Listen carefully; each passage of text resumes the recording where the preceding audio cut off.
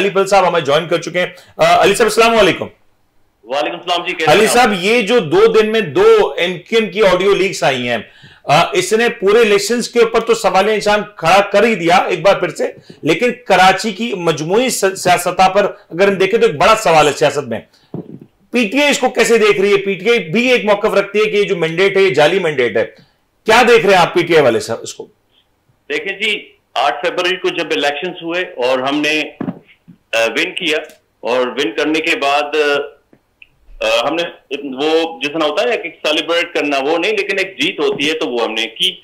लेकिन सुबह हमें तकरीबन 4 बजे से पता चलना शुरू हो गया कि जी हमारी जितनी भी सीटें हमने विन की हैं, कौमी की या सूबाई की, मैं भी PS 103 से लड़ा था और मैं जीत चुका था। और थैंक यू जमात इस्लामी के कैंडिडेट ने कहा कि जी आप जीत चुके हैं, दूसरे नंबर पे मैं।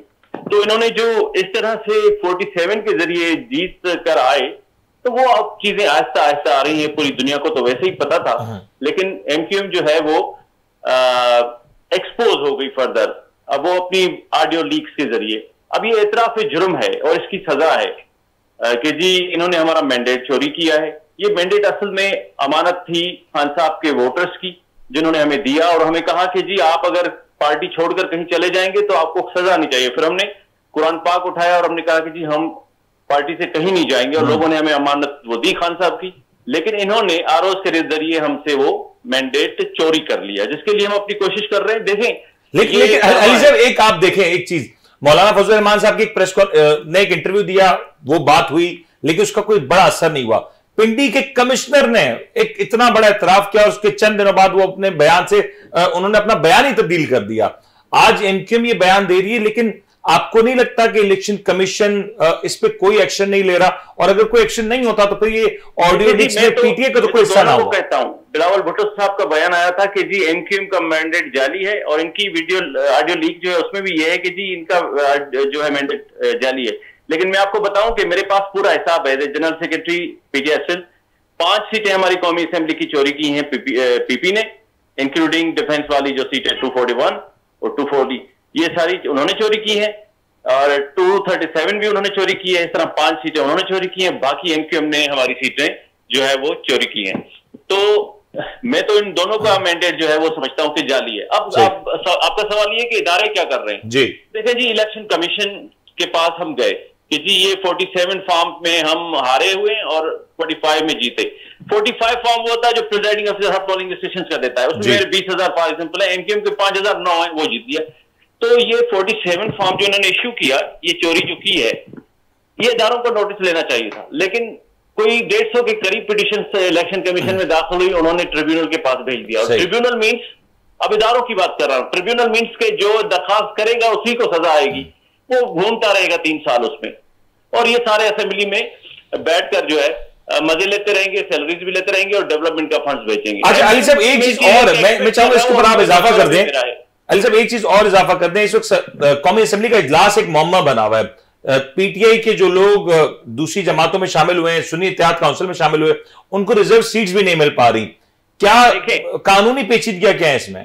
कोई कानूनी पेचीदगी नहीं है, बदनीयती है। मैं आपको बताऊं कैसे। जब हम इलेक्शन में जा रहे थे तो उन्होंने, याद है आपको, बल्ला हमसे छीना था कि जी अब ये इलेक्शन नहीं कर सकेंगे। फिर हमें मूली गाजर रैकेट ये मिली, फिर देखा आपने पब्लिक ने किस तरह मैंडेट दिया।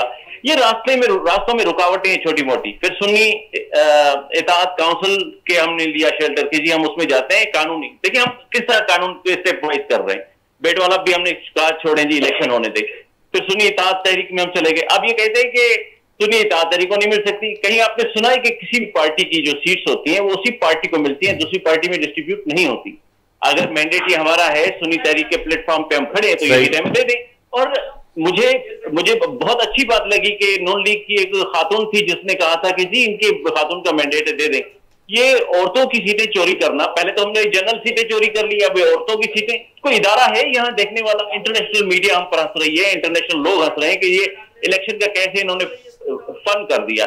मैं एमक्यूएम को, पीपल्स पार्टी को आपके प्लेटफॉर्म से मशवरा देना चाहता हूं, अगर आपकी इजाजत दें। जी जी जी। देखिए जी, मैंने अख्तर मेंगल साहब की जो है वो स्पीच सुनी, और उन्होंने कहा कि हम पठान और ये हम सिंधी और ये हम सब अपने आप को गैर समझते हैं, लेकिन जो हाफिज साहब हैं, हाफिज साहब को उन्होंने टर्म किया कि जी ये मुहाजिर है। मैं इस पे नहीं बिलीव करता कि कोई मुहाजिर है या कोई सिंधी है। हम सब सिंधी हैं, सिंध में रहने वाले। कोई उर्दू स्पीकिंग सिंधी है, कोई हिंदी स्पीकिंग सिंधी है। लेकिन उसने कहा कि यार मैं हाफिज नईम जो एक मुहाजिर है उसकी गैरत को सलाम करता हूं कि उसने एक चोरी में आई हुई सीट जो है वो वापस कर दी।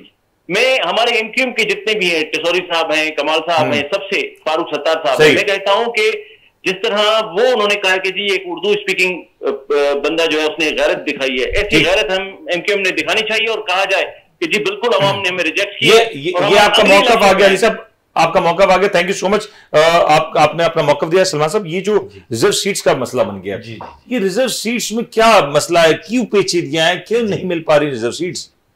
देखें, मुझे पीटीआई की जो वकला की टीम है, मुझे शुरू से ही जो है ये उसमें कोई ऐसी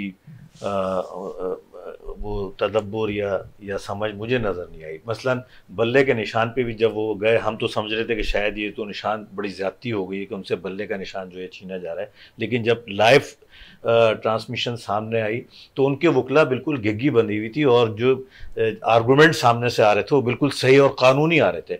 इसी तरीके से जब रिज़र्व सीटों का मामला हुआ, एक ऐसी पार्टी के पास वो जा रहे थे कि जिसकी कोई नुमाइंदगी कौमी असम्बली में नहीं है, तो उनके वकला को कानूनी तौर पे इसको कवर करना चाहिए था, या ऐसी पार्टी को चुनते कि जिसकी रिप्रेजेंटेशन होती। इसका फ़ायदा मुस्लिम लीग नून के लोगों ने उठाया, उनकी तैयारी थी। देखिए, अभी तक जितने भी उन्होंने, यानी आप ले लें जो तहरीक अदम एतमाद बड़ी पार्टी, आपको नहीं लगता इतनी वकला की टीम? मैं बता आपके सामने आ रहा है। तहरीक अदम एतमाद आई थी, उस वक्त भी कानूनी तौर पे जो है पीटीआई कुछ भी नहीं थी, गैर कानूनी काम कर रही थी। किसके मशवरे से कर रही थी कि असेंबली पहले डिप्टी स्पीकर ने जनाब वापस करी और फिर सुप्रीम कोर्ट ने रिवर्स करा, वहां पर भी वीकनेस नजर आई। और अभी जो बल्ले का निशान लिया गया वहां पर भी इनकी जितनी वकला की टीम थी वो बेबस नजर आ रही थी, क्योंकि जो आर्गूमेंट आ रहे थे उसकी तैयारी नहीं थी। अभी भी जब इन्होंने एक ऐसी पार्टी को मुंतखब किया तो उनके जहन में होना चाहिए था यहाँ से कवर। अच्छा, भारत ये एक शोशा है, लेकिन रिजर्व सीटों से कोई फर्क नहीं पड़ता,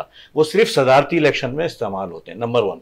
नंबर 2, अगर मिल भी जाए तो प्रोपोर्शनली दूसरे को ज्यादा मिलेंगे, तो उसकी वोटिंग का कोई इंपैक्ट नहीं, सिवाय कि एक मीडिया पे एक सियासी जमात इलेक्ट होके जो आई है उसके, अब चले आजाद उम्मीदवार की हैसियत से पार्टी में तो शामिल हो गए, तो क्या उनको रिजर्व सीट्स दिए बगैर दीगर में तकसीम की जा सकती? तो मुनीर साहब, कानूनी उसके चैनल्स मौजूद हैं, क्योंकि जो एतराज हुआ है वो बिल्कुल सही हुआ है, इसलिए कि एक ऐसी पार्टी जिसका असेंबली में नुमाइंदगी नहीं है, आप उसको अपनी रिजर्व सीटें कैसे उसके नाम से आप इशू करा सकते हैं? नहीं, वो तो इत्तेहाद सुन्नी इत्तेहाद काउंसिल के नाम पर। जी, तो उसकी कोई उसकी प्रेजेंटेशन नहीं है पार्लिमानी, ये आईनी